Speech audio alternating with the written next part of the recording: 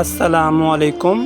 آج کا ہمارا موضوع ہے حضرت شیخ سعدی رحمۃ اللہ علیہ کی حکایت نمبر 5، پتھر دل انسان۔ ایک رات بغداد شہر میں آگ لگ گئی اور آدھا بغداد جل گیا۔ ایک شخص اسی دھوئیں میں اللہ کا شکر کر رہا تھا کہ میری دکان تو بچ گئی۔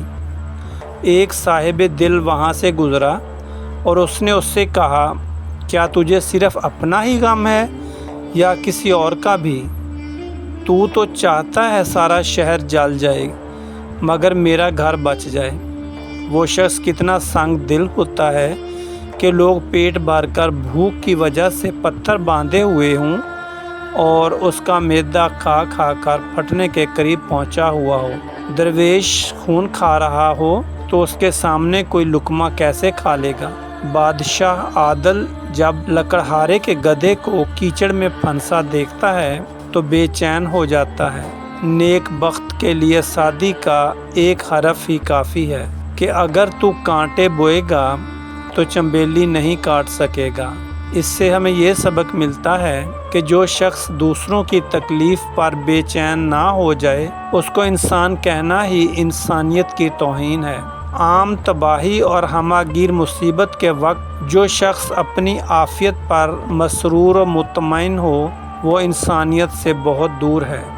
حضرت شیخ سعدی رحمۃ اللہ علیہ کی حکایت نمبر 6، ایک بادشاہ کی اپنے بیٹوں کو نصیحت۔ ایک بادشاہ نے مرنے سے پہلے اپنے دونوں پڑھے لکھے بیٹوں کو بلا کر کہا کہ میں نے اپنا ملک 2 حصوں میں تقسیم کر کے ایک ایک حصہ تمہیں دے دیا ہے تاکہ میرے بعد تم آپس میں جنگ نہ شروع کر دو۔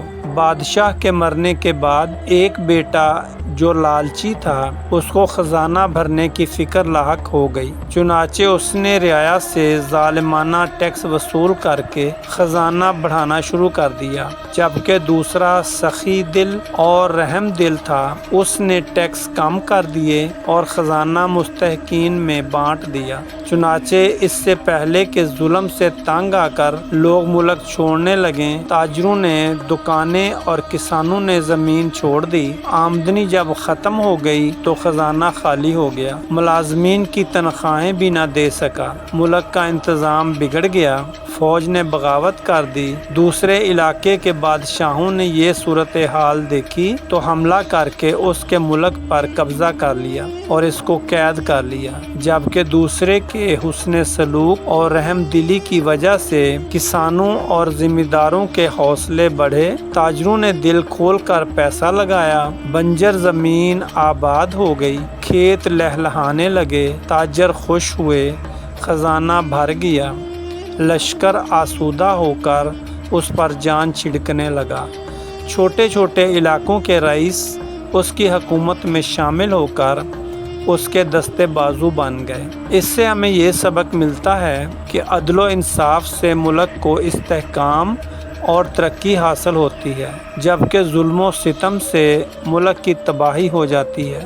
لالچی شخص اپنے ہاتھوں سے اپنے ملک عزت و وقار کی تباہی کے اسباب پیدا کرتا ہے، مزید حاصل کرنے کی بجائے پہلا کیا دھرا بھی ضائع کر دیتا ہے۔